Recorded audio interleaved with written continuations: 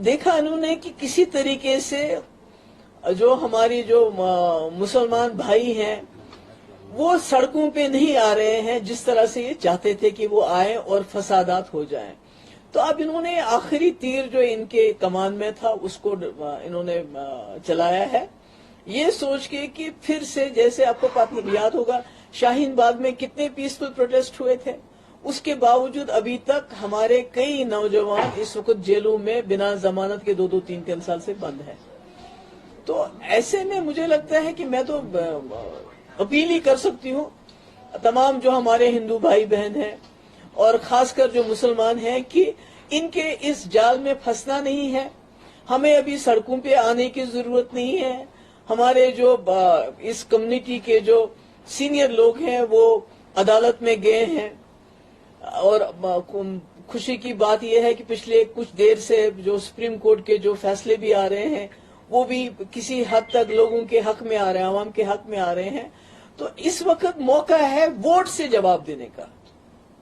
अपना वोट सही तरीके से इस्तेमाल कर लीजिए ताकि कल को अगर आप आवाज भी उठाएं किसी कानून के खिलाफ तो आपको दंगे, जैसे दिल्ली में दंगे कराए गए फिर उसमें उन्हीं को जेल में डाला गया जो विक्टिम्स थे, तो कोई वोट का, मेरे ख्याल में इस मुल्क की सबसे खूबसूरत चीज तो जमहूरियत है जिसको ये खत्म कर रहे हैं। सबसे खूबसूरत चीज हमारा आईन है जिसको ये सबवर्ट कर रहे हैं। नहीं तो आप मजहब के नाम पे कोई कानून नहीं बना सकते और सीए बिल्कुल मुस्लिम्स को टारगेट करने वाला कानून है।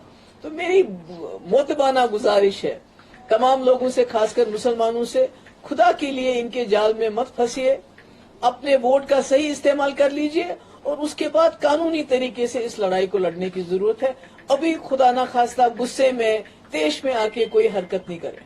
Thank you. Ma'am, what is your take on Prime Minister has proposed a railway line towards the Shopian where they have been protesting the residents? देखिए, मैं समझती हूँ, मैंने आज बताया भी है ऐसा कि जम्मू कश्मीर बिलखुसूस कश्मीर वादी ये बहुत फ्रेजाइल है, इसका जो इकोसिस्टम है बहुत फ्रेजाइल है और हमारी जो इकोनॉमी है वो ज्यादातर हमारी जो फ्रूट इंडस्ट्री है एग्रीकल्चर पे डिपेंड करती है।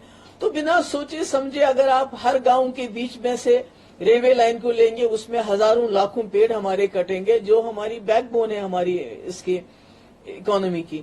तो ये इस तरह से नहीं किया जाना चाहिए, इसमें एक्सपर्ट्स को लाना चाहिए। रेलवे बनाना ठीक है मगर गांव में से उसको निकालना, फिर फ्रूट के पेड़ काट देना, नुकसान पहुंचाना और यहाँ की एनवायरनमेंट के ऊपर इसका क्या असर होगा उसको देखने की जरूरत है। उसके बगैर कोई भी कदम नहीं उठाया जाना चाहिए। रामबन बानी हाल में भी बहुत सारे हाउसेज हैं, उनमें ट्रैक्स पड़ गए, एक स्कूल भी इम्पैक्ट हो गया वहाँ पे। वही तो मैं कह रही हूँ कि कहीं इम्पैक्ट देखना चाहिए, वो देखना चाहिए। और खुदा न खास्ता हमारी हालत जो उत्तराखंड और जो ऐसी जगह हैं जहाँ ये सड़कें बनाई इन्होंने, जो भी तीर्थ स्थान है वहां तक पूरी सड़कें बनाई और पेड़ हजारों की तादाद में काटे।